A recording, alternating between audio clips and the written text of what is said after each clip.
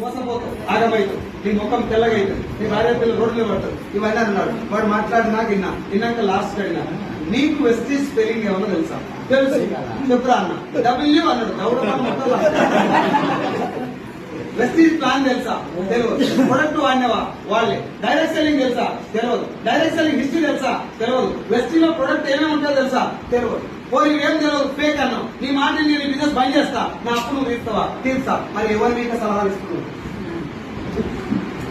నా దోస్తు నేను అడిగిన మాట, నేను మిమ్మల్ని అడగమని చెప్తున్నా. నా అప్పు తీర్చే దమ్ము నీకు లేదు, నాకు సలహా ఇస్తాను దేనికి? నీకు పోయి సలహా ఎవరు ఇవ్వాలి? 5 సంవత్సరాలు అవుతుంది బిజినెస్ గురించి. ఇప్పుడు నేను ఈసారి సలహా ఇవ్వచ్చు, వెస్ట్ చేయొచ్చా లేదా?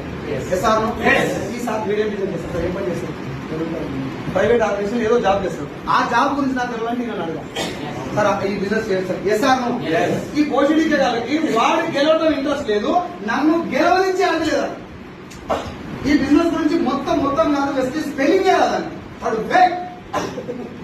నేను అందరూ ఒకటే క్వశ్చన్ అడిగిన, వెస్టీజ్ బిజినెస్ ఫేక్ అని ప్రూవ్ చేస్తే ఇప్పుడే నేను పని చేస్తాను.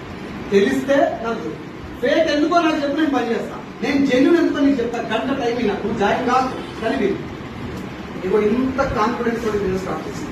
ఎందుకు అంటే ఒక చిన్న ఎగ్జాంపుల్ చెప్తా. మా తాత చనిపోయేటప్పుడు